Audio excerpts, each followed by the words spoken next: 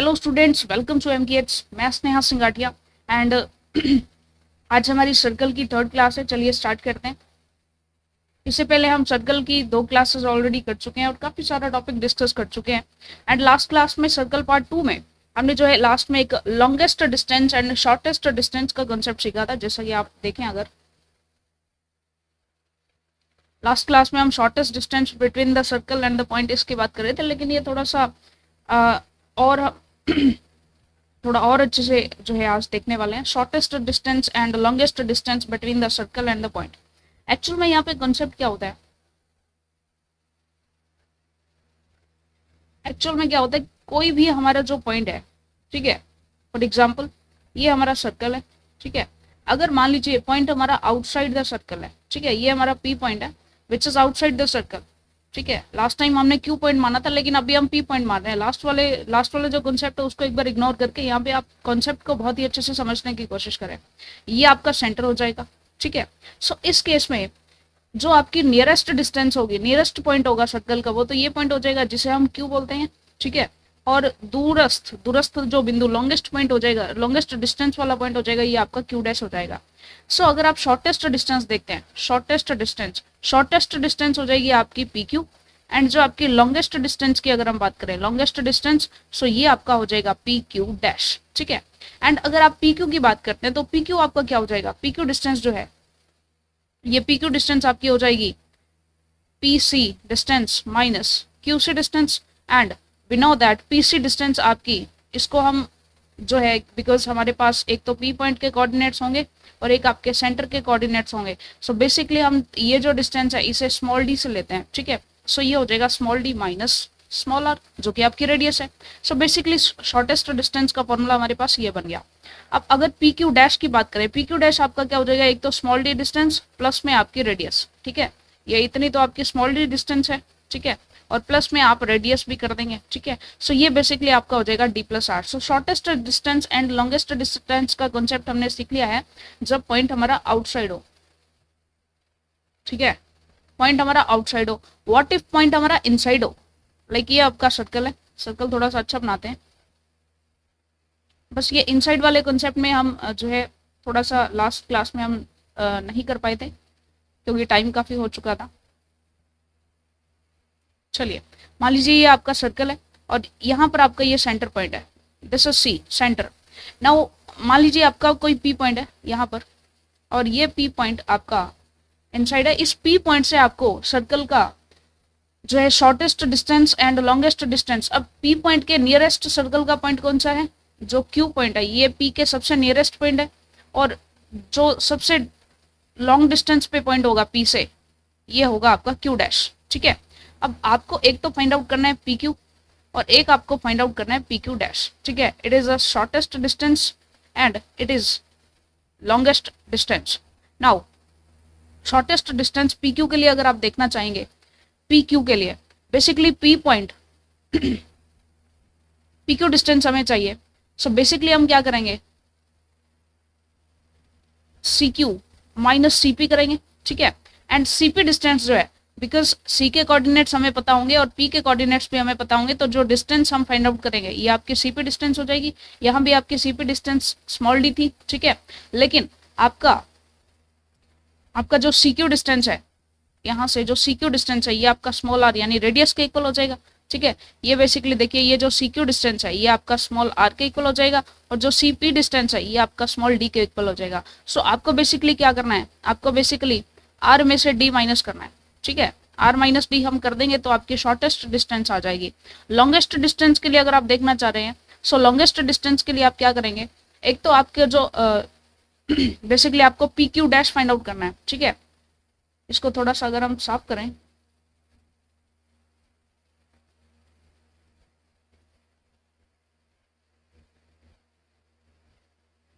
हमें चाहिए P C Q, ये पी क्यू डैश, ठीक है, ये डिस्टेंस चाहिए। सो बेसिकली एक तो आपकी आर रेडियस हो जाती है इतनी सी, ठीक है, और एक आपकी ये जो डी डिस्टेंस है। सो बेसिकली आपका ये क्या हो जाएगा? ये आपका हो जाएगा C Q dash plus C P and C Q dash आपकी स्मॉल आर हो जाएगी और ये आपका डी हो जाएगा, ठीक है। सो बेसिकली अगर आप देखें इन दोनों के लिए शॉर्टेस्ट डिस्टेंस ऑल ओवर, इसके लिए अगर फॉर्मूला बनाए तो ये क्या हो जाएगा? Mod of D minus R हो जाएगा, ठीक है, या फिर आप इसको आर माइनस डी भी कर सकते हैं, ठीक है। सो बेसिकली हम इसे लिखते हैं mod of R minus D, ठीक है। ये आपके लिए ऑल ओवर जो है शॉर्टेस्ट डिस्टेंस का फॉर्मूला बन जाता है, ठीक है। एंड आर प्लस डी ये आपके लिए लॉन्गेस्ट डिस्टेंस का फॉर्मूला बन जाता है ऑल ओवर। लेकिन ये केस कब है, जब पॉइंट हमारा इनसाइड हो। अब हमें पता कैसे चलेगा पॉइंट इनसाइड होगा या आउटसाइड होगा, तो उसके लिए आपको बेसिकली S11 फाइंड आउट करना पड़ेगा। S11 अगर आपका ग्रेटर देन 0 है देन पॉइंट आपका आउटसाइड होगा। S11 अगर आपका लेस देन 0 होगा तो पॉइंट आपका इनसाइड होगा। एंड हमें ये भी पता है कि S11 अगर इक्वल्स टू 0 आता है देन पॉइंट हमारा ऑन द सर्कल होता है, सर्कल की बाउंड्री पर होता है, ठीक है। ये हमने जो है हमारी प्रीवियस क्लास में काफी अच्छे से सीखा भी हुआ है कैसे हमारा पॉइंट इनसाइड आउटसाइड। यस, इसमें हमने देखा था कि यहाँ पर S11 अगर आपका ग्रेटर देन 0 होता है दैट मीन्स पॉइंट आपका आउटसाइड लाई करता है, इक्वल टू 0 होता है that means point lies on the circle, and less than 0 है दैट मीन्स पॉइंट आपका इनसाइड द सर्कल होता है, ठीक है, इनसाइड द सर्कल। सो इसमें हम S11 की वैल्यू निकालते हैं और उसे चेक करते हैं कि ये ग्रेटर देन 0 है, इक्वल टू 0 है या लेस देन 0 है, ठीक है। इससे हमें पॉइंट की लोकेशन का पता चलता है कि पॉइंट आपका सर्कल के बाहर है, अंदर है या कैसे है, ठीक है। सो बेसिकली हमने यहाँ पर कॉन्सेप्ट सीखा। ऑल ओवर हमारा कॉन्सेप्ट हमें पता चलता है कि आपका जो शॉर्टेस्ट डिस्टेंस है और लॉन्गेस्ट डिस्टेंस है ये बेसिकली क्या होता है, R minus D R plus D, ठीक है, या फिर D minus R D plus R. अब इसमें अगर आप shortest distance plus longest distance करते हैं यानी इन दोनों का एडिशन करते हैं, तो इन दोनों का एडिशन जब आप करेंगे, ठीक है, सो बेसिकली आपके पास 2r के इक्वल आएगा, ठीक है, जब पॉइंट आपका इनसाइड हो। सो उस केस में shortest distance and longest distance के लिए जो आपका एडिशन आएगा वो 2r के इक्वल आएगा। और जब आपका पॉइंट आउटसाइड हो, ठीक है, आउटसाइड के केस में जब आप shortest distance and longest distance का एडिशन करेंगे तो ये आपके पास 2d के इक्वल आएगा, बिकॉज r से r माइनस हो जाएगा, सब्ट्रैक्ट हो जाएगा, ठीक है। सो बेसिकली जब भी आप shortest distance and longest distance का एडिशन करते हैं तो ये 2d के इक्वल आता है। एंड अब जब इनसाइड हो तब shortest distance and longest distance का एडिशन करते हैं तो वो 2r के इक्वल आता है। सो ये आपका सिंपल सा कॉन्सेप्ट था जो हमने यहाँ पर देखा। चलिए इसके बाद चलते हैं next. Next question is sum of minimum and maximum distance from point this to circle this. हमें मैक्सिमम एंड मिनिमम डिस्टेंस नहीं फाइंड आउट करनी है, हमें उसके लिए उनका सम फाइंड आउट करना है। अब सम हमें पता है या तो 2d हो सकता है या फिर 2r हो सकता है। 2d कब होगा, जब पॉइंट हमारा आउटसाइड हो, ठीक है, एंड 2r होगा जब पॉइंट हमारा इनसाइड हो। तो चेक करते हैं सबसे पहले तो कि भाई पॉइंट हमारा इनसाइड है या पॉइंट हमारा आउटसाइड है, ठीक है। और ये 2d, d क्या होता है, सर्कल का पॉइंट टू सेंटर जो डिस्टेंस होता है, ठीक है, और r क्या हो जाएगा, ये इसकी रेडियस हो जाएगी, ठीक है। सो बेसिकली सबसे पहले तो हम देखते हैं कि भाई पॉइंट आपका इनसाइड है और आउटसाइड है। इसके लिए हम क्या करेंगे, ये आपका s हो जाएगा, ठीक है। अब S11 फाइंड आउट करते हैं, यानी इस पॉइंट को पर्टिकुलर इस इक्वेशन में पुट कर देते हैं। तो S11 आपका क्या हो जाएगा, 4 स्क्वायर 16 प्लस 3 स्क्वायर 9 और ये हो जाएगा प्लस 16 और -3 एंड -10 का मल्टीप्लीकेशन ये हो जाएगा +30 एंड नेक्स्टली -7 इक्वल्स टू। अब ये कुछ ना कुछ पॉजिटिव होगा, ये तो हमें पता चल रहा है कि ये आपका ग्रेटर देन 0 है। ग्रेटर देन 0 है दैट मीन्स पॉइंट आपका डेफिनेटली आउटसाइड द सर्कल है। अब आउटसाइड द सर्कल है दैट मीन्स आपको डी डिस्टेंस फाइंड आउट करनी है। डी डिस्टेंस फाइंड आउट करने के लिए आपको जाना पड़ेगा जो भी आपका पॉइंट है आपका 4, -3 एंड एक आपको जाना पड़ेगा सर्कल के सेंटर तक, ठीक है। सर्कल का सेंटर के कोऑर्डिनेट्स आपके क्या हो जाएंगे, तो सर्कल के सेंटर के लिए हम क्या करते हैं, यहाँ से 2x एंड 2y के कोफिशिएंट्स देखते हैं। 2x का कोफिशिएंट आपका 2 है तो g आपका 2 हो जाएगा, ठीक है, एंड f आपका -5 हो जाएगा। हम जानते हैं कि जो सेंटर पॉइंट होता है वो आपका -g, -f होता है, तो सिमिलरली आपका सेंटर क्या हो जाएगा, ये -2 एंड 5 हो जाएगा। सो बेसिकली ये आपका हो जाएगा -2, 5। अब डिस्टेंस फॉर्मूला लगा करके पहले डी डिस्टेंस फाइंड आउट करते हैं। डी डिस्टेंस में क्या करेंगे, 4 - +2 whole square plus -3 - 5 whole square. So ये बेसिकली आपका आ जाएगा 36 प्लस 64 और ये आपका आ जाएगा 10।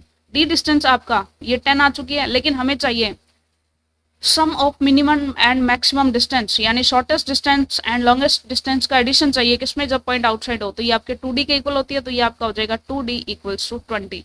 सो 20 आपका ऑप्शन आ जाएगा, 20 यूनिट्स आपकी मिनिमम एंड मैक्सिमम डिस्टेंस का एडिशन सम हो जाएगा, ठीक है। सो ये आपका सिंपल सा क्वेश्चन था, बेसिक सा। चलिए अब नेक्स्ट आपका कॉन्सेप्ट है circle touches both abscissa and ordinate, यानी जब आपका सर्कल जो है वो एब्सिसा एंड ऑर्डिनेट दोनों को टच करता है। एब्सिसा आपका जो होता है ये आपका होता है बेसिकली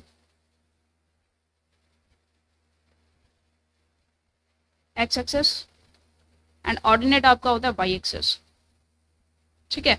सो बेसिकली यानी सर्कल आपका X axis and Y axis दोनों को सिर्फ टच करता है, ठीक है। लास्ट टाइम हमने देखा था जो सर्कल की इक्वेशन देखी थी जिसमें हमने देखा था कि ये सेंटर से होकर के जाता है and X axis and Y axis को कट करता है, ठीक है, कट करता है। यहाँ पर वो कुछ ना कुछ इंटरसेप्ट फॉर्म करता है, लेकिन यहाँ पर ये इंटरसेप्ट फॉर्म नहीं कर रहा है, ये सिर्फ और सिर्फ टच कर रहा है, ठीक है। एक्स एक्सेस को भी टच कर रहा है एंड वाई एक्सेस को भी टच कर रहा है, ठीक है। सो इस केस में जब ये दोनों एक्सेस को टच करता है, यहाँ भी टच किया एंड यहाँ भी टच किया, ठीक है। सो इस केस में अब बेसिकली इस तरह के 4 सर्कल्स हो सकते हैं, ठीक है।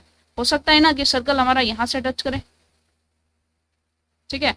हो सकता है कि सर्कल हमारा सेकंड क्वाड्रेंट में हो, इस तरह से वाई एक्सेस और एक्स एक्सेस को टच करे। हो सकता है कि वो आपका थर्ड क्वाड्रेंट में इस तरह से टच करे, ठीक है। तो फर्स्ट में हो सकता है, सेकंड में हो सकता है, थर्ड में हो सकता है, फोर्थ में हो सकता है, किसी में भी हो सकता है।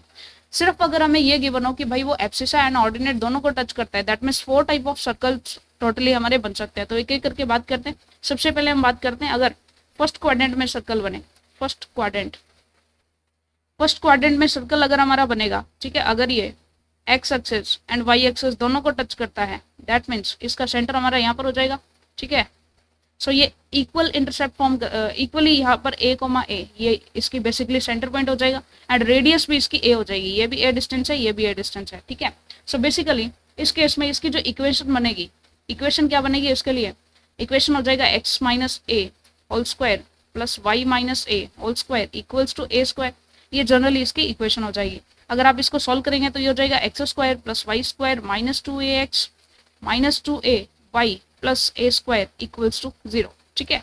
सो बेसिकली ये तो आपका फर्स्ट क्वाड्रेंट में हो गया। अगर आप सेकंड क्वाड्रेंट में जाना चाहते हैं तो सेकंड क्वाड्रेंट में क्या हो जाएगा, रेडियस तो आपकी स्मॉल ए ही रहेगी, ठीक है, रेडियस तो आपकी स्मॉल ए ही रहेगी, बट जो आपका पॉइंट हो जाएगा वो एक्स तो माइनस में आ जाएगा, वाई आपका पॉजिटिव में रहेगा, ठीक है। सो इस केस में एक्स आपका नेगेटिव आ गया, यानी ये अब एक्स प्लस ए की स्क्वायर बनेगा and Y minus A whole square equals to A square. ये आपकी इक्वेशन हो जाएगी, ठीक है। सो सिंपली इस केस में जब आप इक्वेशन बनाएंगे तो ये आपका हो जाएगा X square plus Y square plus 2ax minus 2ay plus A square equals to 0, ठीक है। सिमिलरली अगर आप जब थर्ड क्वाड्रेंट में जाएंगे, अगर आप थर्ड क्वाड्रेंट में जाएंगे सो थर्ड क्वाड्रेंट में कुछ ऐसा बनेगा एंड इस केस में आपके पास x भी नेगेटिव होगा एंड y भी नेगेटिव होगा, ठीक है, लेकिन रेडियस आपकी स्मॉल ए ही रहेगी। सो इस केस में आपका बनेगा x plus A whole square plus Y plus A whole square equals to R square. ये आपकी इक्वेशन बन जाएगी। तो इक्वेशन बनेगी X square plus Y square plus 2ax plus 2ay और ये स्क्वायर हो जाएगा plus A square equals to 0, ठीक है।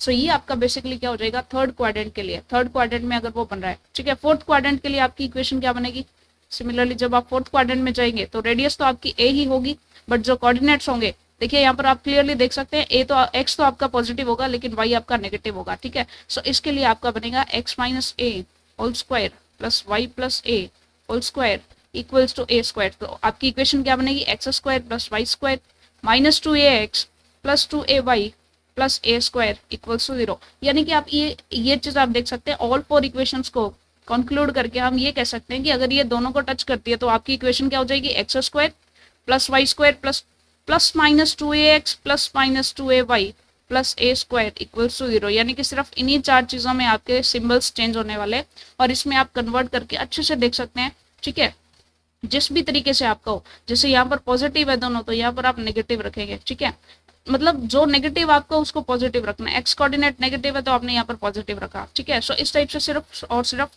एक्स एंड वाई के लिए आपके जो है साइंस चेंज हो गए, बाकी आपकी इक्वेशन सेम ही रहेगी, ठीक है। चलिए आगे बढ़ते हैं। नेक्स्ट आप बात करते हैं equation of tangent and equation of normal हम कैसे फाइंड आउट कर सकते हैं। देखिए सिंपल सी बात, इक्वेशन ऑफ टेंजेंट तो हमने देख लिया था कि जब भी कोई सर्कल के ऊपर कोई भी पॉइंट है उस पर आपने कोई टेंजेंट डाली है, ठीक है, कोई भी आपका पॉइंट है x1, y1, ठीक है, इस पॉइंट पर आपने टेंजेंट डाली है। तो टेंजेंट के लिए सबसे पहले अगर हम बात करें इक्वेशन ऑफ टेंजेंट की, इक्वेशन ऑफ टेंजेंट आपकी हो जाएगी s1 इक्वल्स टू 0। ये आपकी इक्वेशन ऑफ टेंजेंट हो गई, ठीक है। इसमें आप क्या करते हैं, बेसिकली एक्स स्क्वायर को x1 पुट कर देते हैं, वाई स्क्वायर को y1 पुट कर देते हैं एंड जो आपका x होता है उसे आप x प्लस x1/2 पुट कर देते हैं, y को आप y प्लस y1/2 पुट कर देते हैं, ठीक है। ये तो आपकी इक्वेशन ऑफ टेंजेंट हो जाती है। लेकिन अगर आप बात करते हैं सेकेंडली अगर हम बात करें इक्वेशन ऑफ नॉर्मल, तो नॉर्मल के लिए ना आपको कॉन्सेप्ट समझना पड़ेगा। कॉन्सेप्ट कैसा होता है कि नॉर्मल आपका कुछ यहाँ से जाएगा, कलर चेंज करते हैं नॉर्मल के लिए, अच्छे से देखते हैं इसको। नॉर्मल आपका कुछ यहाँ से होके जाएगा, ये आपका नॉर्मल हो जाएगा, ठीक है। और ये बेसिकली नॉर्मल जो होता है वो आपका सेंटर से होकर भी जाएगा, क्योंकि ये परपेंडिकुलर होता है, और परपेंडिकुलर हम जानते हैं कि टेंजेंट का जो परपेंडिकुलर होता है वो सेंटर से होकर के जरूर जाता है, ठीक है। सो नॉर्मल के लिए कुछ कुछ चीजें हैं। फर्स्ट थिंग इज, अगर इसका सेंटर आपका h, के है, ठीक है, तो फर्स्ट थिंग आपका क्या है, ये परपेंडिकुलर टू टेंजेंट होता है, it is always perpendicular to tangent, हम जानते हैं। Second case, it go through centre, ये सेंटर से होके जाता है, ठीक है। एंड अगर हम बात करते हैं थर्ड, अगर हम बात करें पॉइंट टू सेंटर की जो डिस्टेंस होती है वो आपकी स्मॉल आर के इक्वल होगी, ठीक है, ये भी हम जानते हैं। नेक्स्टली अगर आप स्लोप देखें तो स्लोप इसके परपेंडिकुलर हो जाएगा, यानी स्लोप से भी आप इसको कन्वर्ट कर सकते हैं। यानी कि बेसिकली जब भी आपके पास टेंजेंट की इक्वेशन आ जाती है ना, तो उससे आप बेसिकली जब भी आप नॉर्मल की इक्वेशन निकालना चाहते हैं तो x के कोफिशिएंट को y के कोफिशिएंट में कन्वर्ट कर देते हैं। ये हमने मेथड देखा भी था AOD के अंदर, ठीक है, एप्लीकेशन ऑफ डेरिवेटिव्स के अंदर हमने देखा था कि कैसे हम टेंजेंट की इक्वेशन को नॉर्मल की इक्वेशन में डायरेक्टली कन्वर्ट कर देते हैं। बिकॉज हमें पता है यहाँ पर स्लोप क्या होता है, जो हमारा m टेंजेंट होता है ये आपका 1/m नॉर्मल होता है, ठीक है। चलिए सो एक एक करके क्वेश्चंस पर बात करते हैं कि इस पर कैसे कैसे क्वेश्चंस आते हैं। The equation of the tangent to the circle this at the point whose abscissa is 2r, यानी कि हमें दिया गया है कि आपके पास जनरली कोई एक सर्कल है, सर्कल हमारा थोड़ा सा अच्छा नहीं बना,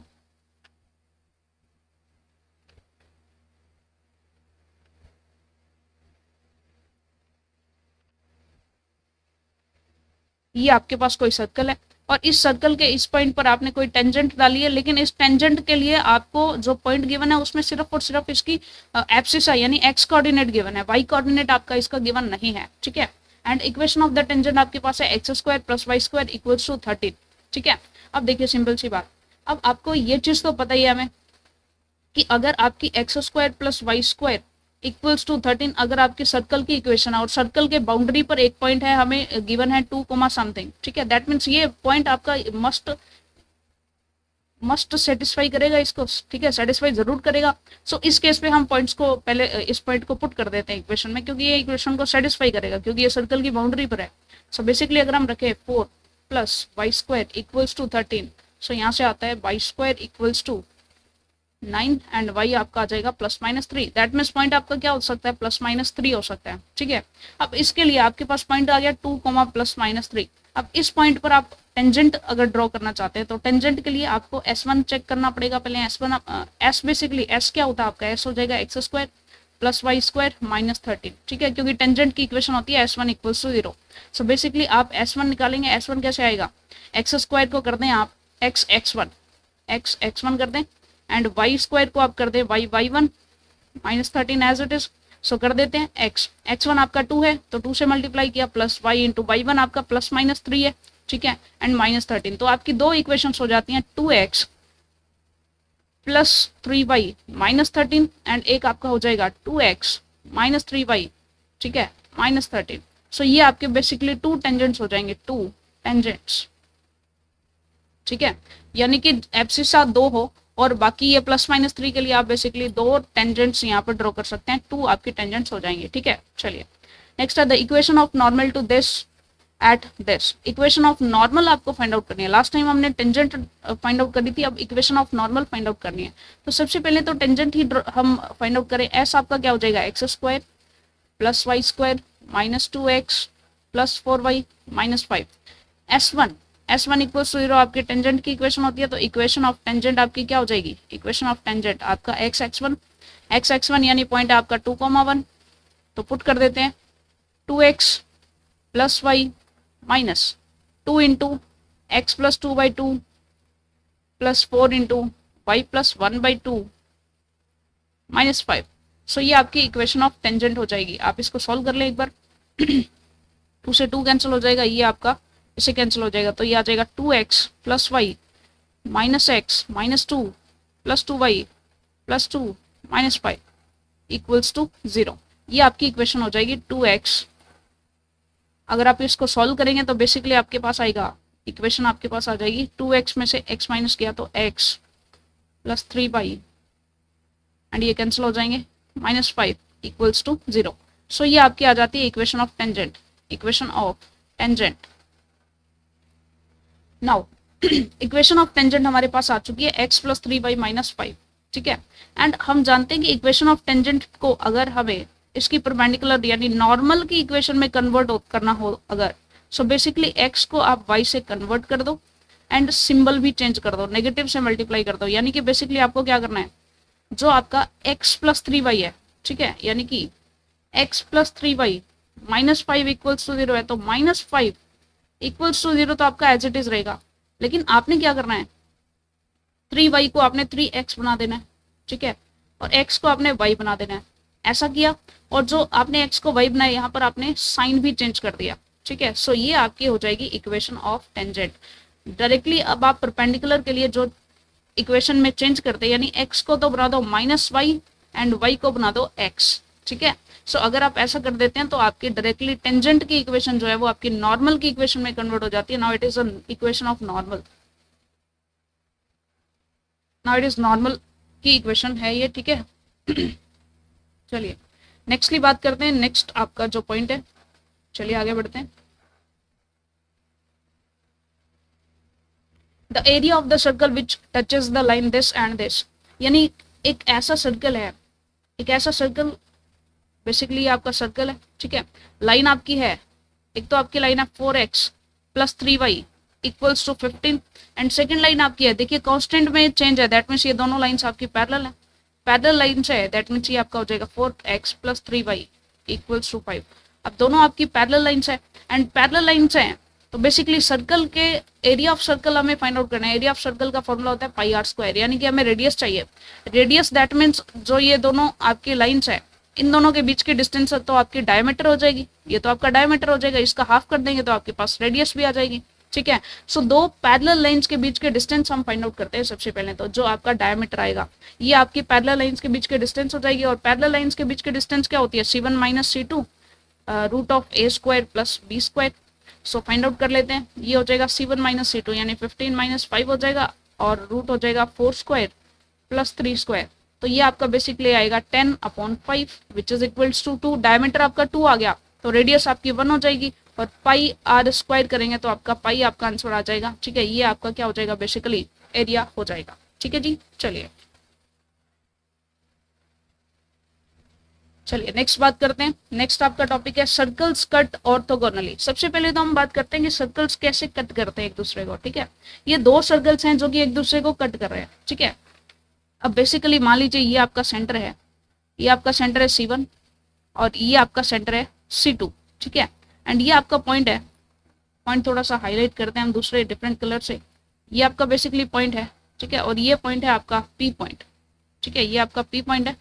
एंड इस केस में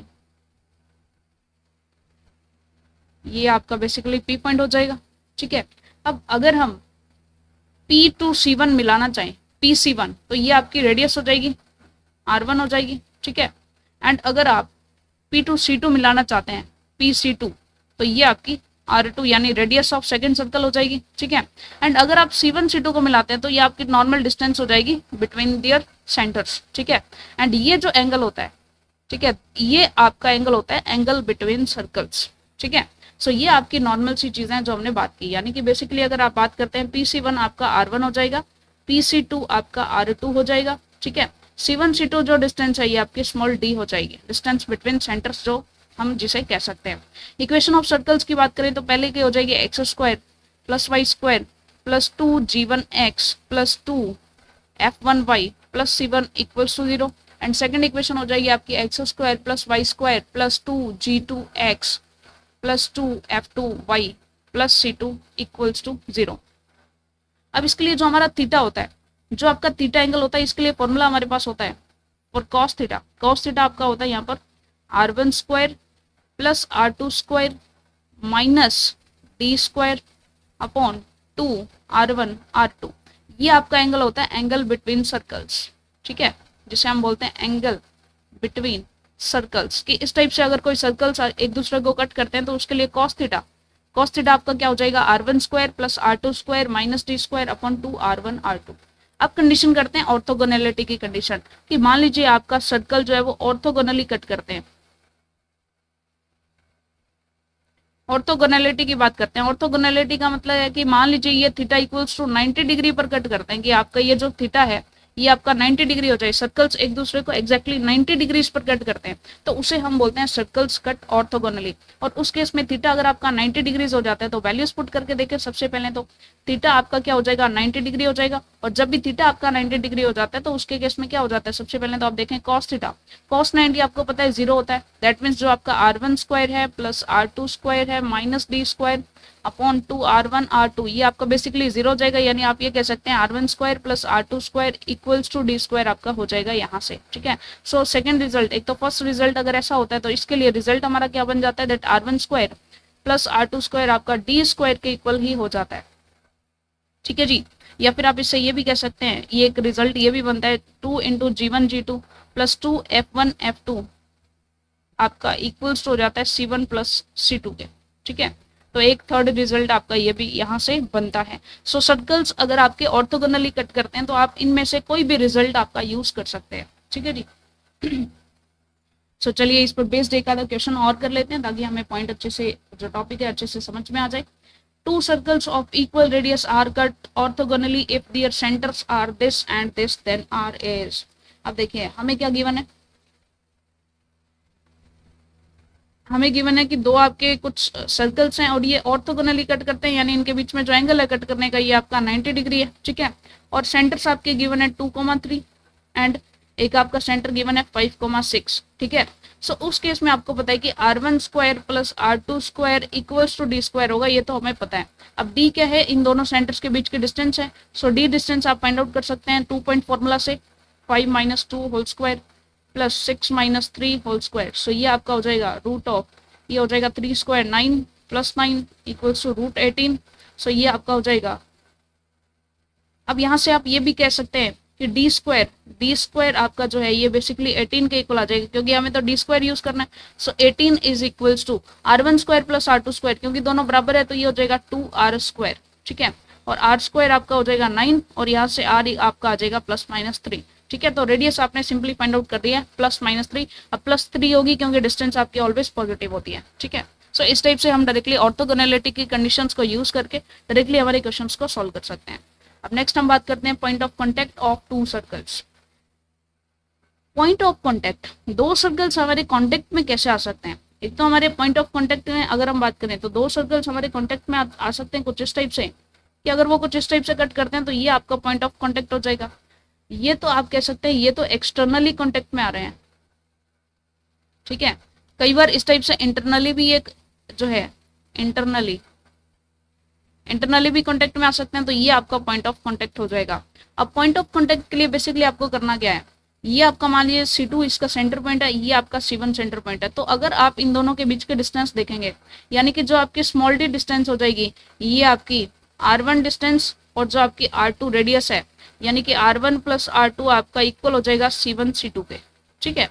सो ये आपके लिए रहेगा जब भी एक्सटर्नली कट करता है, ठीक है। तो जब भी आपसे पूछा जाए कि भाई इनमें से कौन सा इसका पॉइंट ऑफ कांटेक्ट है, तो पॉइंट ऑफ कांटेक्ट के लिए मान लीजिए ये पॉइंट पूछा हुआ है तो बाय ऑप्शन आप इस कंडीशन को अप्लाई करके देखेंगे। सेकेंडली अगर वो इंटरनली कर रहा है तो इंटरनली के केस में देखिए ये तो आपका हो जाएगा C2। सबसे पहले तो हम बात करें, ये तो आपका हो जाएगा रेडियस 2, ठीक है। एंड फर्स्ट इसके सेंटर की अगर हम बात करें तो मान लीजिए ये इसका सेंटर कहीं बाहर आ रहा है या अंदर भी आ रहा है, ठीक है। सो उस केस में आपका क्या हो जाएगा, बेसिकली ये आपकी r1 डिस्टेंस हो जाएगी, ठीक है। सो इस केस में ये आपका C1 एंड ये आपका C2 है, ठीक है। सो C1 एंड C2 डिस्टेंस जो देखेंगे ये बेसिकली आपकी r1 माइनस r2 होगी, ठीक है। Radius of first minus radius of second होगी, ठीक है। बिकॉज आप जानते हैं कि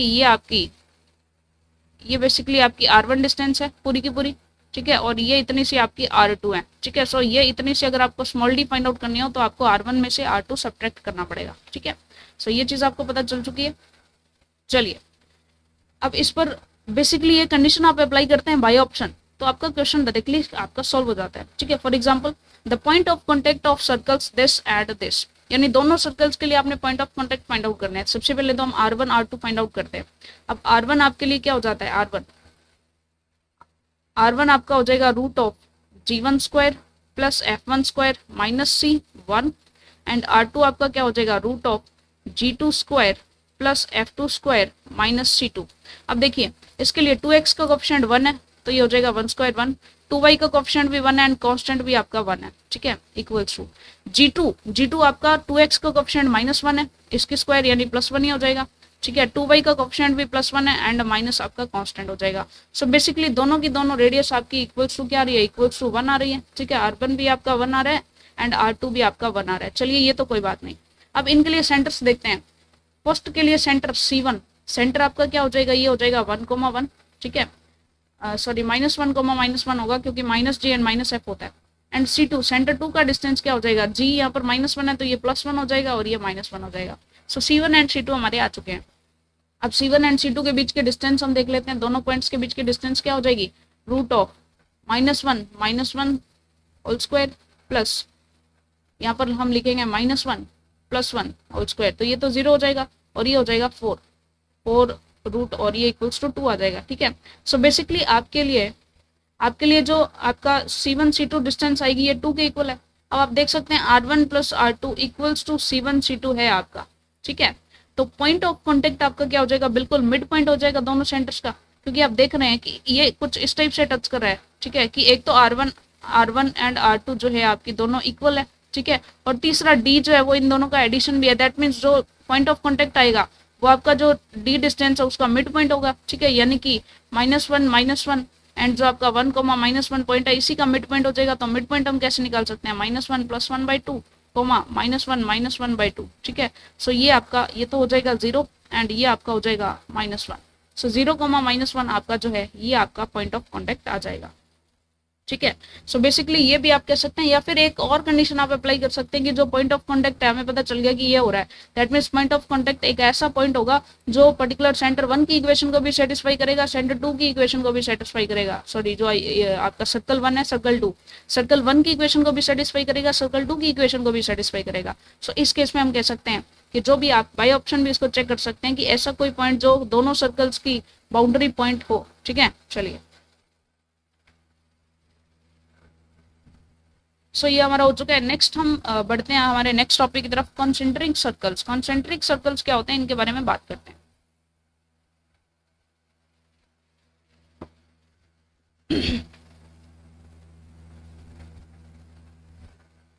देखिए कॉन्सेंट्रिक सर्कल्स होते हैं ऐसे सर्कल्स जिनके सेंटर सेम होते हैं, having circles having same centres, ठीक है, सेम सेंटर होना चाहिए h, k। जैसे फॉर एग्जांपल इस सर्कल का सेंटर h, k है, बड़े वाले सर्कल का सेंटर भी ये भी h, k है, ठीक है। सो बेसिकली ये जो एक सिंगल पॉइंट जो है सभी का अगर सभी सेंटर्स का अगर कॉमन सेंटर हो जाए तो उन सेंटर्स को हम कॉन्सेंट्रिक सर्कल्स कह सकते हैं। जैसे इसको सेंटर मान के, लाइक इस पॉइंट को हम सेंटर मान के यहाँ पे एक सर्कल ड्रॉ कर दिया, फिर इसी पॉइंट को सेंटर मान के हमने रेडियस बढ़ा के एक और सर्कल ड्रॉ कर दिया, इसी पॉइंट को सेंटर मान के रेडियस बढ़ा के हमने एक और सर्कल ड्रॉ कर दिया, तो ये सारे के सारे कॉन्सेंट्रिक सर्कल्स हो जाएंगे, ठीक है। और कॉन्सेंट्रिक सर्कल्स के केस में हमारे पास रेडियस चेंज होती है। जैसे इसमें अगर आप देखेंगे तो ये आपकी R1 रेडियस हो जाएगी, ये आपकी R2 रेडियस हो जाएगी, ठीक है, रेडियस चेंज होती है लेकिन सेंटर पॉइंट आपका सेम रहता है। यानी कि अगर आप C1 सेंटर के लिए इक्वेशन देखेंगे तो ये आपका क्या हो जाएगा, यानी सर्कल 1 के लिए देखेंगे तो x - h² + y - k² ये हो जाएगा। C2 के लिए अगर आप देखेंगे तो इसमें भी सेम रहेगा, x - h² + y - k², लेकिन यहाँ पर जो r आएगी वो आपकी R1² आएगी, यहाँ जो r आएगी वो आपकी R2² आएगी, ठीक है। सो बेसिकली जब आप इसमें चेक करते हैं तो ये x² + y² - 2xh - 2yk minus +h² + k² -R1² equals to 0 हो जाएगा। और इसके लिए जब आप इक्वेशन चेक करेंगे तो x² + y² - 2xh - 2yk + h² + k² -R2² equals to 0 हो जाएगा। देखिए आप इसमें चेक कर पा रहे हैं कि सिर्फ और सिर्फ कांस्टेंट टर्म्स दोनों में चेंज है, बाकी सारी इक्वेशन आपकी सेम है। यानी कि जब भी कॉन्सेंट्रिक सर्कल्स होते हैं तो इनमें सिर्फ और सिर्फ two concentric circles are differ by constants only, ठीक है। इनकी कांस्टेंट टर्म जो है ना वो सिर्फ डिफर हो पाएगी, ठीक है। चलिए सो इस पर बेस्ड क्वेश्चन करते हैं। Find concentric circle with this. अब इस सर्कल के लिए ये सारी टर्म तो सेम होनी चाहिए, सिर्फ और सिर्फ कांस्टेंट डिफर हो सकता है, तब ये इसका कॉन्सेंट्रिक सर्कल हो जाएगा। -4x + 6y, -4x + 6y, ठीक है। ये तो गलत हो गया, -4x + 6y, ये भी गलत हो गया, यानी ये आपका हो जाएगा बिकॉज इसमें सिर्फ कांस्टेंट चेंज है, बाकी सारी इक्वेशन आपके सिमिलर है, ठीक है। Next point, the equation of circle concentric with this and passing through point this. यानी कि ऐसी कोई इक्वेशन जो कि इस पर्टिकुलर गिवन सर्कल की कॉन्सेंट्रिक होनी चाहिए। तो इसके लिए एक तो रिजल्ट हमारा क्या बन जाएगा, कॉन्सेंट्रिक है, दैट मीन्स इक्वेशन क्या हो जाएगी, x² + y² + 6x + 2y, यानी इतना तो सेम रहेगा, लेकिन कांस्टेंट की जगह हम कुछ कह नहीं सकते, तो इसकी जगह हम प्लस में k लगा देते हैं, ठीक है। यानी कि न्यू सर्कल जो है कॉन्सेंट्रिक सर्कल, उसकी इक्वेशन ये हो जाएगी। और ये सर्कल जो है न्यू सर्कल, ये -2 एंड -1 से जो है पासिंग थ्रू है, लेकिन पासिंग थ्रू हो रहा है, दैट मीन्स ये इसको सेटिस्फाई करेगा, ठीक है। ये पॉइंट इसको सेटिस्फाई करेगा, सेटिस्फाई करवा देते हैं। वैल्यू पुट करते हैं सबसे पहले, ये हो जाएगा 4 + 1 -12x -2 + k = 0।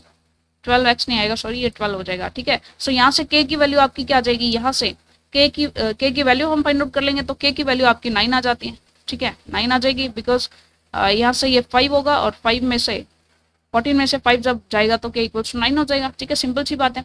सो k = 9 आ गया, तो यहाँ पर जैसे ही आप 9 पुट करेंगे तो ये आपकी इक्वेशन हो जाएगी, ठीक है। This is our answer. चलिए सो इसी टाइप के हमारे कुछ क्वेश्चन है। लाइक नेक्स्ट हमारा क्वेश्चन है, equation of unit circle concentric with this circle. Unit circle की बात हम कर रहे हैं। यूनिट सर्कल का मीनिंग होता है जिसकी रेडियस आपकी क्या हो जाए, रेडियस आपकी 1 हो जाए, ठीक है। एंड कॉन्सेंट्रिक इसके साथ, तो कॉन्सेंट्रिक का मीनिंग है कि x² होगा, y² होगा, +8x होगा, +4y होगा, लेकिन साथ में कुछ कांस्टेंट होगा। कांस्टेंट के लिए हम कुछ भी नहीं कह सकते हैं। सो इसके लिए अगर आप रेडियस की बात करते हैं, रेडियस आपका होता है g² + f² - c।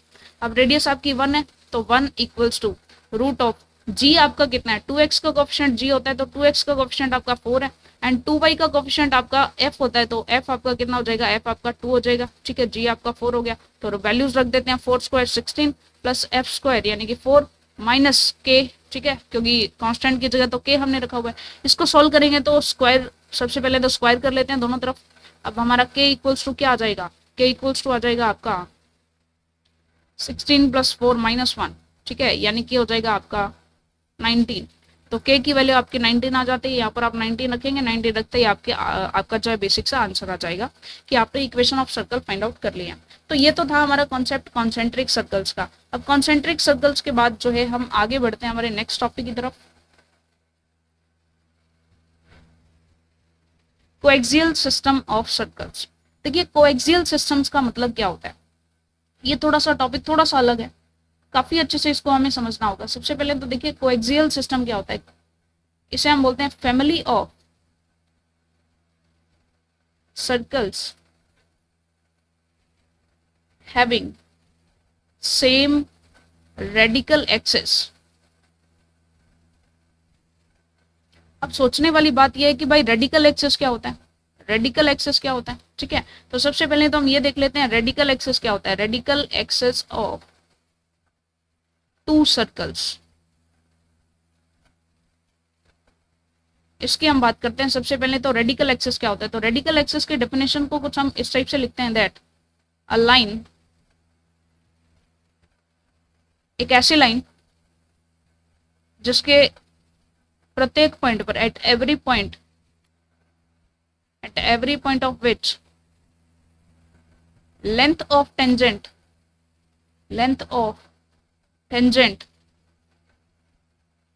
Are same. यानी कि उस एक ऐसी लाइन होगी जिस लाइन से आप जब भी दोनों सर्कल्स पर टेंजेंट ड्रॉ करेंगे तो दोनों टेंजेंट्स की जो डिस्टेंस होगी, जो लेंथ होगी, वो आपकी क्या रहेगी, सेम रहेगी, ठीक है। जैसे इनके बीच में ना एक ऐसा रेडिकल एक्सिस होता है, एक ऐसा एक्सिस होता है, इसे हम बोलेंगे रेडिकल एक्सिस।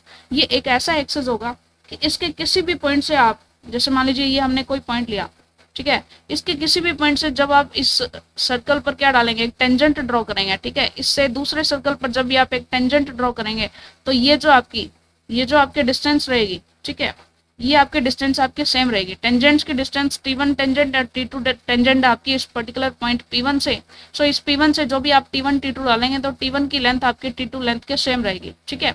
सिमिलरली आप कहीं से भी टेंजेंट डालें, ठीक है, मान लीजिए आपने यहाँ से टेंजेंट डाली, टेंजेंट मान लीजिए आपने कुछ इस तरीके से डाली है, मान लीजिए आपने कुछ इस तरीके से डाली है, ठीक है, मान लीजिए आपने कुछ इस तरीके से डाली है, मान लीजिए कुछ इस तरीके से आपकी टेंजेंट है, ठीक है। सो ये जितनी भी डिस्टेंस होगी ये आपस में क्या रहेंगे, सेम रहेंगे, ठीक है। यानी कि दोनों तरफ, दोनों सर्कल्स के लिए जो भी आप टेंजेंट डालेंगे ये आपकी लेंथ क्या रहेगी, दोनों तरफ क्या रहेगी, सेम रहेगी। तो इस पर जितने भी पॉइंट्स होंगे ना, सभी पॉइंट से, किसी भी पॉइंट से आप इन दोनों सर्कल्स पर क्या डालें, टेंजेंट डालें, दोनों तरफ जो डिस्टेंस है वो आपकी सेम रहेगी, ठीक है, सेम टेंजेंट ड्रॉ करेगा किसी भी पॉइंट पर। दैट मीन्स इस केस में आप ये कह सकते हैं कि ये आपका क्या हो जाता है जी, रेडिकल एक्सिस हो जाता है। सो रेडिकल एक्सिस आपका क्या हो जाएगा, a line at which, at every point of which length of tangents are same, यानी उसके प्रत्येक पॉइंट पर आपकी लेंथ ऑफ टेंजेंट क्या हो जाएगी, सेम हो जाएगी। अब देखिए ये मान लीजिए आपका सर्कल C1 है, ये आपका सर्कल C1 है, इसको हम S1 लिखते हैं, ठीक है, S1 सर्कल है, और ये आपका S2 सर्कल है, ये आपका C1 C2 इसका सेंटर, और इसका सेंटर आपका C1। तो इस केस में जब भी आपको इस जो आपका रेडिकल एक्सिस है, इस रेडिकल एक्सिस के लिए रेडिकल एक्सिस की इक्वेशन अगर हमें फाइंड आउट करनी हो, इक्वेशन ऑफ रेडिकल एक्सिस काफी इंपॉर्टेंट टॉपिक है, ये ध्यान रखें।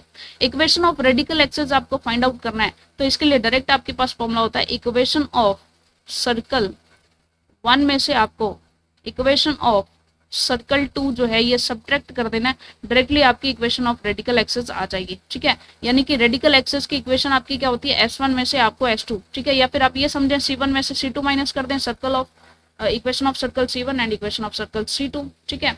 सो इस केस में ये आपका हो जाएगा रेडिकल एक्सिस, ठीक है जी।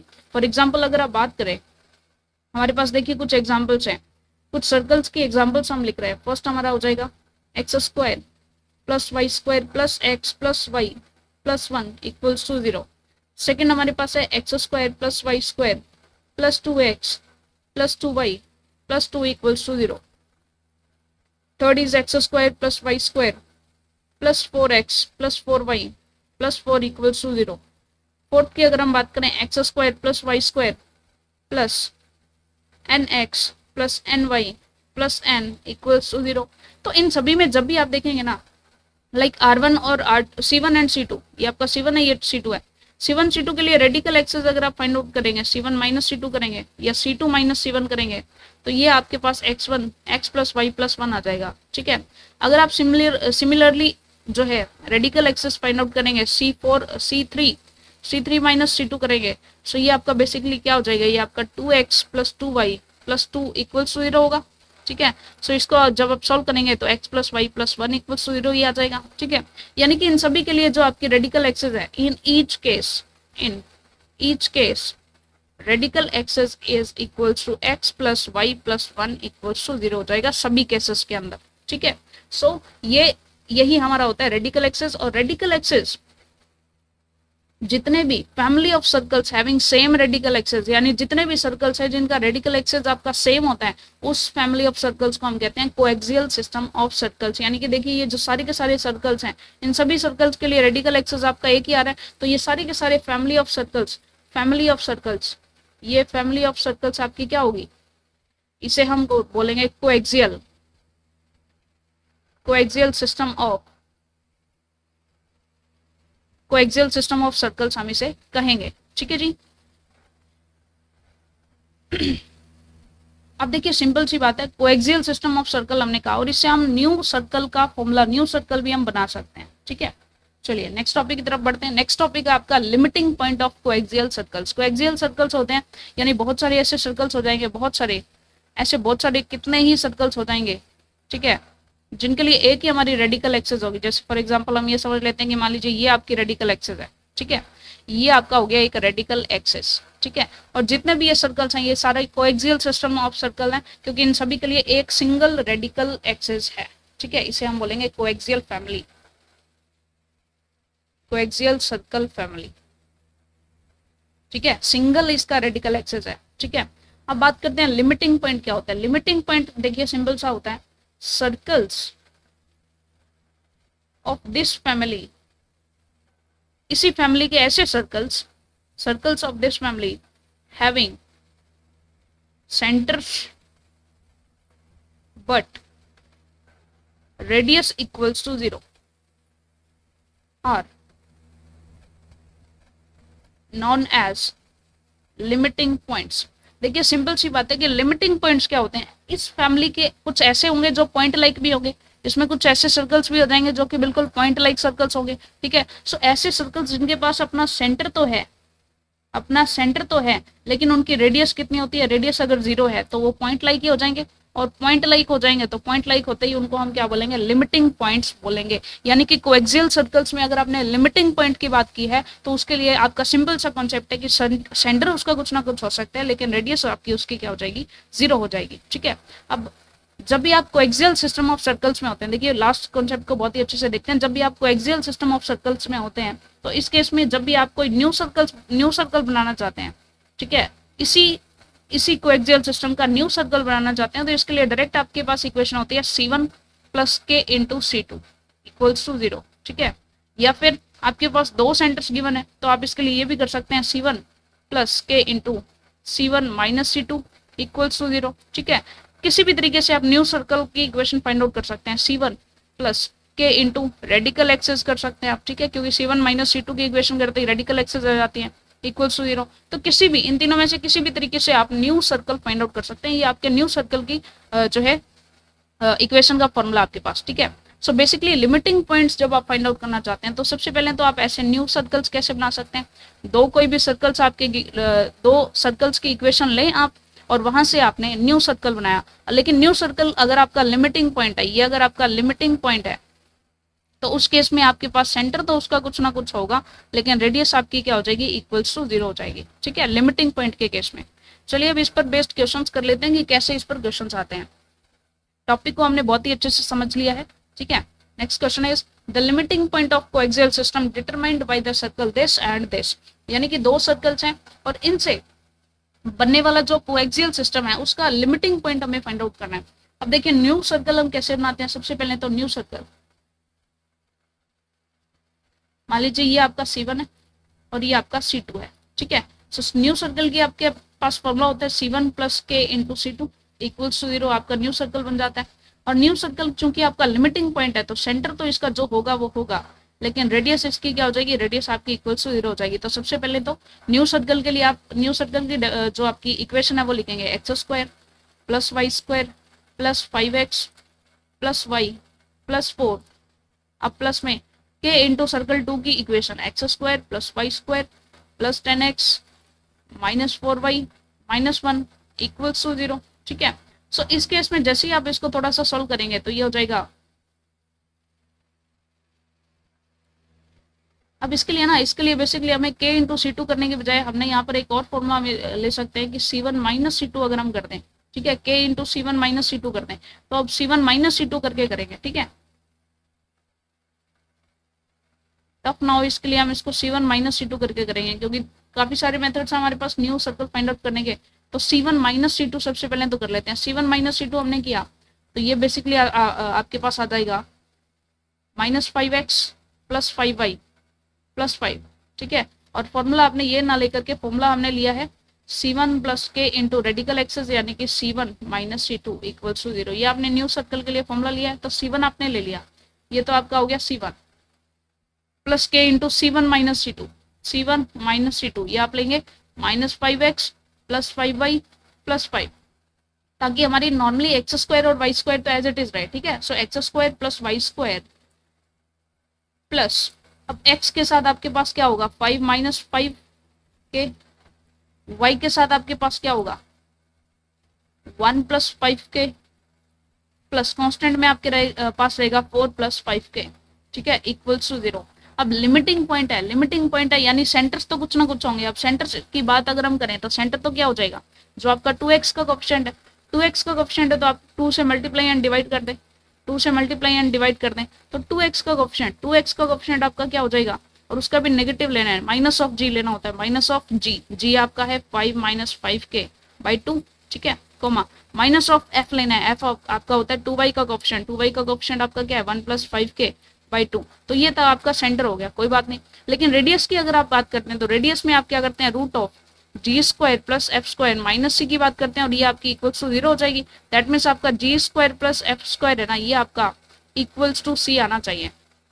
ठीक है, इक्वल्स टू c आना चाहिए। अब g² + f² इक्वल्स टू आपका c आना चाहिए। तो चलिए देख लेते हैं, या फिर अगर इसका आप एडिशन करते हैं -c इक्वल्स टू आपका 0 आना चाहिए। बस ये सिंपल सा लॉजिक है आपका। ठीक है, तो लॉजिक अगर आप लगाते हैं और इसको सॉल्व करते हैं, अब देखिए इसकी स्क्वायर्स करते हैं पहले, तो g² करते हैं। g² आपके पास क्या आएगा, चलिए रूट की भी जरूरत नहीं है, इसको थोड़ा सा साफ कर देते हैं ताकि अच्छे से हम कर पाए।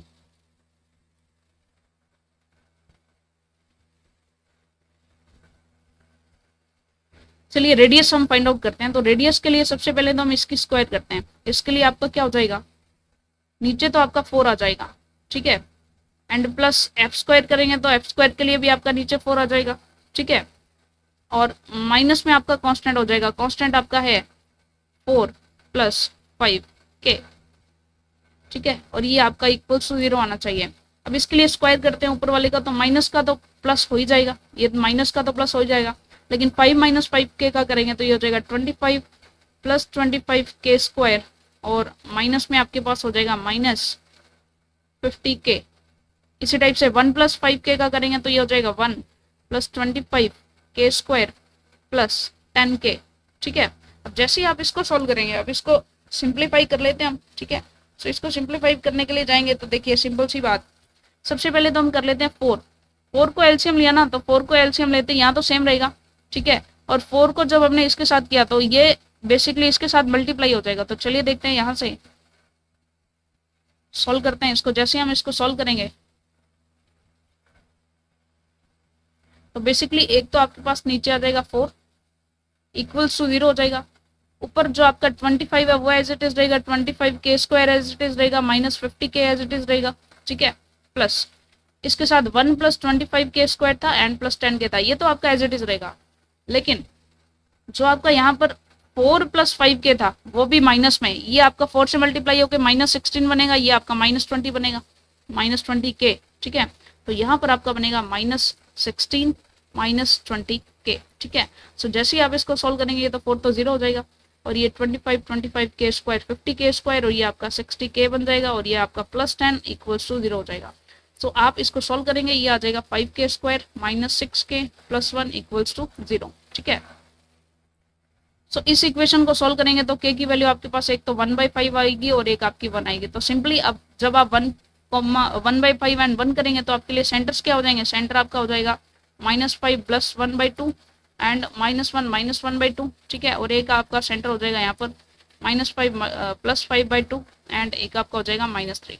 ठीक है, सो सिंपली सेंटर 2 आपका आ जाएगा 0, -3 एंड एक आपका आ जाएगा -2, -1। तो इस टाइप से आप अपने सेंटर्स भी फाइंड आउट कर सकते हैं। वैसे इतना लेंथी क्वेश्चन आने का मतलब नहीं है, बट फिर भी हमें मेथड को अच्छे से देखना था, ये चीज़ हमने देख ली है। ठीक है जी, चलिए next is radical axes of the coaxial system of circles with limiting point this and this, यानी कि इनके सिर्फ और सिर्फ सेंटर्स हैं। रेडियस इनके कितनी है, रेडियस इनके 0 है। ठीक है, रेडियस इनके 0 है, सिर्फ और सिर्फ सेंटर्स हैं। अगर सेंटर्स हमारे पास है यानी लिमिटिंग पॉइंट्स चाहिए, तो इसके लिए इक्वेशन क्या हो जाएगी, इक्वेशन आपकी basically x - 1² + y - 2² equals to 0, because radius 0 है। इसके लिए क्या हो जाएगा, x + 2² y - 1² इक्वल्स टू 0 है। जो भी आपकी इक्वेशन बनेगी, ये आपका सर्कल 1 है, ये आपका सर्कल 2 है, सर्कल 1 में से सर्कल 2 माइनस कर देंगे तो आपके पास रेडिकल एक्सेस आ जाएगा। ठीक है, अब सर्कल 1 की जो आपकी इक्वेशन बनेगी, ये आपका क्या हो जाएगा, ये आपका हो जाएगा x² + 1 - 2x + y² + 4 - 4y equals to 0 हो जाएगा। और इसके लिए बनेगी x² + 4 + 4x + y² + 1 - 2y equals to 0। तो जैसे ही आप C1 - C2 करेंगे, ठीक है, C1 - C2 करेंगे तो आपके पास आ जाएगा 6x - 2y इक्वल्स टू 0 आ जाएगा। ठीक है, क्योंकि जैसे ही आप C2 - C1 हमने किया है, सो ये आपका C2 है, ये आपका C1 है, तो ये आ जाएगा 6x - 2y यानी 3x - y इक्वल्स टू 0। तो ये आपका रेडिकल एक्सेस आ जाता है। तो इस टाइप से हमने देखा कि कैसे आप न्यू सर्कल को फाइंड आउट कर सकते हैं। ठीक है, और कैसे कैसे हमारे क्वेश्चंस रहते हैं। ठीक है, सो कुछ क्वेश्चंस हैं। जैसे ये सर्कल, ये क्वेश्चन है the equation of circle passing through point this and through the point of intersection of the circles this and this, यानी कि बेसिकली ये क्या कर रहा है, बेसिकली ये क्या कर रहा है, दोनों, एक सर्कल हमारा ये है, एक सर्कल हमारा ये है, दोनों सर्कल्स के पॉइंट ऑफ इंटरसेक्शन से होकर के जाने वाला तीसरा सर्कल हमें देखना है। यानी कि एक तो सर्कल है C1 और एक है C2, इन दोनों सर्कल से बनने वाला तीसरा ऐसा सर्कल, ठीक है। तो इन दोनों से अगर हम इस सर्कल को बनाना चाहें तो हम बेसिकली क्या करेंगे, C1 प्लस के इंटू C2 करेंगे, इक्वल्स टू 0 रखेंगे। ये इस टाइप से आपने इक्वेशन बना दी। अब आप क्या करेंगे, जो आपका ये आपका थर्ड सर्कल है और ये थर्ड सर्कल आपका 1,1 से पास होकर के जा रहा है, यानी 1,1 इस पर्टिकुलर इक्वेशन को सेटिस्फाई कर जाएगा और 1,1 इस पर्टिकुलर इक्वेशन को सेटिस्फाई कर गया तो यहाँ से सेटिस्फाई कराने के बाद k की कुछ वैल्यू आ जाएगी और उस k की वैल्यू को फाइंड आउट करके वापस से जब इक्वेशन में रखेंगे तो आपके पास डायरेक्टली फॉर्मूला आ जाएगा। जैसे फॉर एग्जाम्पल C1 आपका क्या, x² plus y² minus 6 plus k into C2 आपका दूसरा सर्कल हो जाएगा x² plus y² minus 6 minus x² minus y² plus 6y minus 8 equals to 0, यानी आपने बेसिकली C2 माइनस C1 किया है, ठीक है। C2 माइनस C1 कर दिया या C1 माइनस C2 कर दें, क्योंकि न्यू सर्कल के लिए आपके पास फॉर्मूला क्या होता है, C1 प्लस के C2 कर सकते हैं। इजी बनाने के लिए C1 प्लस के इंटू C2 माइनस C1 कर सकते हैं या C1 माइनस C2 कर सकते हैं इक्वल्स टू 0, ठीक है। ये न्यू सर्कल के लिए कोई भी मेथड आप लगा सकते हैं, तो हमने ये वाला मेथड लगाया, ठीक है। काफी इजी रहता है ये, क्योंकि इसमें x² और y² की टर्म्स जो है ना वो कैंसिल आउट हो जाती हैं, ठीक है। सो यहाँ से बनेगा हमारा x² प्लस y² माइनस 6 और ये प्लस में रहेगा plus plus k into 6y minus 14 equals to 0, ये आप करेगा। अब इसके लिए जब आप 1,1 पॉइंट को पुट करेंगे इसके अंदर तो बेसिकली यहाँ से हमारे पास k equals to minus half आ जाएगा और इसको वापस से इस इक्वेशन में पुट करेंगे यहाँ पर। सो बेसिकली आपके पास थर्ड सर्कल की इक्वेशन भी आ जाएगी, ठीक है। चलिए, सो ये आपका सिंपल सा मेथड था कि कैसे कैसे आप रेडिकल एक्सेस वगैरह वगैरह फाइंड आउट कर सकते हैं। अब नेक्स्ट हम बात करते हैं radical centres of the circle. Radical centre हम कैसे फाइंड आउट कर सकते हैं, तो एक सेकेंड वेट करेंगे।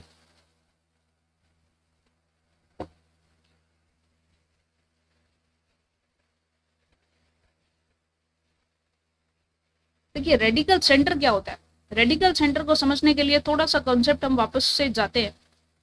जैसे फॉर एग्जांपल मान लीजिए आपका एक सर्कल C1 है और एक आपका सर्कल है C2, ये आपका C1 है और ये आपका C2 सर्कल है। इनके लिए C1 एंड C2 के लिए आपका एक रेडिकल एक्सेस है यहाँ पर, ठीक है। ये आपका रेडिकल एक्सेस है, रेडिकल एक्सेस 1, ठीक है। और एक आपका C2 के साथ C3 सर्कल है और इस C2 एंड C3 सर्कल के लिए आपका रेडिकल एक्सेस है ये आपका रेडिकल एक्सेस है, रेडिकल एक्सेस 2, ठीक है। तो कोई भी आपके जैसे अब C1 RA1 क्या है, ये रेडिकल एक्सेस है C1 एंड C2 के बीच में। RA2 आपका रेडिकल एक्सेस है C2 एंड C3 के बीच में, ठीक है। और रेडिकल एक्सेस का जो इंटरसेक्टिंग पॉइंट हो जाएगा या कॉमन पॉइंट हो जाएगा, जिसे हम कहते हैं common point of radical axes, 3 circles होंगे, 3 सर्कल्स के लिए 2 रेडिकल एक्सेस बनेंगे और 2 रेडिकल एक्सेस का जो कॉमन पॉइंट होगा वो आपका हो जाएगा रेडिकल सेंटर। इसे ही आप बोलेंगे रेडिकल सेंटर, ठीक है। यानी कि 2 सर्कल्स के बीच में रेडिकल एक्सेस, फिर दूसरे रेडिकल एक्सेस का आना और उन रेडिकल एक्सेस का टकराना और मिलने के बाद एक रेडिकल सेंटर का बना देना, ठीक है। सो जहां पर आपके एक रेडिकल एक्सेस दूसरे रेडिकल एक्सेस से टकरा रहा है तो वो पॉइंट जो है ये आपका बनेगा रेडिकल सेंटर, ठीक है जी। ये आपका हो जाता है रेडिकल सेंटर, ओके। चलिए, सो सिंपल सी बात है, आप क्या करेंगे C1 माइनस C2 करके रेडिकल एक्सेस 1 की इक्वेशन फाइंड आउट करेंगे जो कि एक लीनियर इक्वेशन होगी। And nextly C2 minus C3 करके ये आप रेडिकल एक्सेस 2 की इक्वेशन जो कि एक स्ट्रेट लाइन की इक्वेशन होगी। दोनों स्ट्रेट लाइन की इक्वेशंस का इंटरसेक्टिंग पॉइंट तो आप फाइंड आउट कर ही सकते हैं, ठीक है।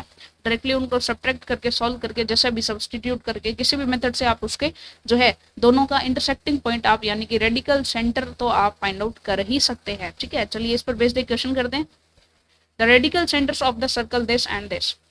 अब देखिए इन दोनों के बीच में जो रेडिकल सेंटर है ना, सॉरी जो रेडिकल एक्सेस है R1, उसकी इक्वेशन क्या हो जाएगी C1 माइनस C2 अगर हम करते हैं तो माइनस 16x माइनस 12 ये हो जाएगा माइनस 4x और बाकी का 60 माइनस 27 तो ये बचेगा 33 इक्वल्स टू 0, ठीक है। तो यहाँ से तो आपके पास आ गया x इक्वल्स टू 33/4, ये आपका रेडिकल एक्सेस 1 की इक्वेशन आ गई। अब रेडिकल एक्सेस 2 की इक्वेशन के लिए अपने क्या करेंगे, C2 माइनस C3 कर देंगे, C2 माइनस C3 कर देंगे, यहाँ पर हमने C1 माइनस C2 किया है, तो C2 माइनस C3 करेंगे तो ये आपका x² y² कैंसिल हो जाएगा, और यहाँ पर आपका बचेगा -12x प्लस 12y और 27, और ये हो जाएगा प्लस का 19 इक्वल्स टू 0, यानी कि आपने बेसिकली C2 माइनस C3 किया है। तो यहाँ से आपके पास इक्वेशन आ गई, एक तो लाइन आपकी 1 आ गई, एक आपकी लाइन नंबर 2 आ गई, दोनों L1 and L2 radical axes का इंटरसेक्टिंग पॉइंट निकालना है। तो यहाँ से तो x आपका आया ही हुआ है, इस x की वैल्यू इसमें पुट कर दें, तो -12 into 33/4 plus 12y plus 19 equals to 0 3, और यहाँ से 12y इक्वल्स टू आपका आ जाएगा 99 माइनस 19, सो ये आपका हो जाएगा 80 equals to 12y and y equals to 5। Sorry 1 second,